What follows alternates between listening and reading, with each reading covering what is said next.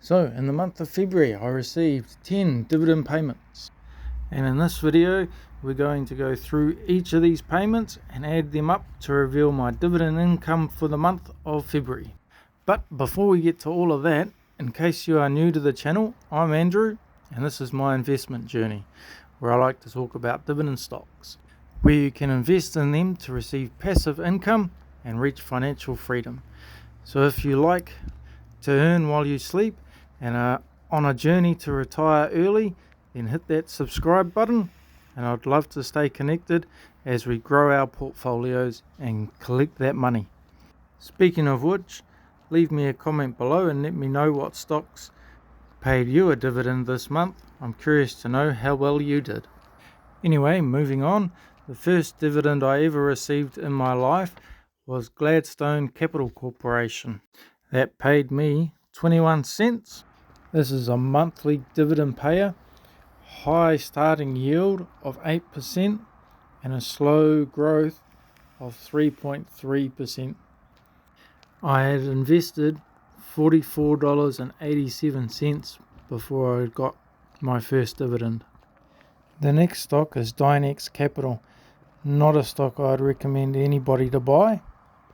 It is a monthly dividend payer with a high starting yield of 11% and a negative growth rate of -6%.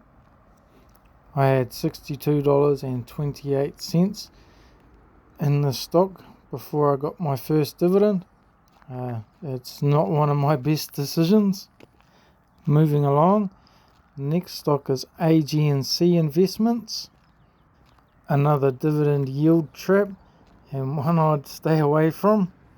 It is a monthly dividend payer, starts out with a high dividend yield of 11% and also has a negative growth rate of -7%. Another one of those bad decisions, and it'll take me nearly a year and a half before I get out of it, just at break even. Okay, on to something a bit better. Agree Realty, which paid me 1 cent. It's also a monthly dividend payer. It's normal to high starting yield of 4.6. Has an average growth rate of 6%, and I had $5.64 in it before I got paid my first dividend. I think I just lucked out and got a really good stock. On to the next stock, EPR Properties, which is another monthly dividend payer. Has a high starting yield of 8% and has a negative growth rate of 5.4%. I know, it's starting to get bad, isn't it? The mistakes you make when you start out. Now, I had $15.54 invested in it, and we'll move on quickly to the next three good dividend stocks. And the next one is Main Street Capital, which paid me 20 cents. It's also a monthly dividend payer. Has a high starting yield of 8%, an average growth rate of 5.2%, which is always good. And I had $54.53 invested.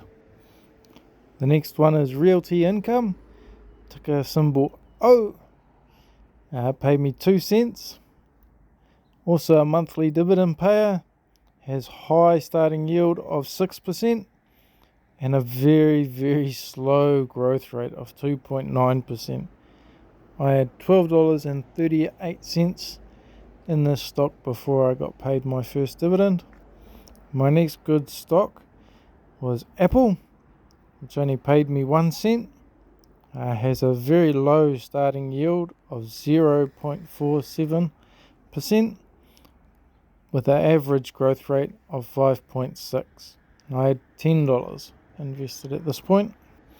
And now for the very worst stock I ever bought, Office Properties Income Trust. It paid me 10 cents.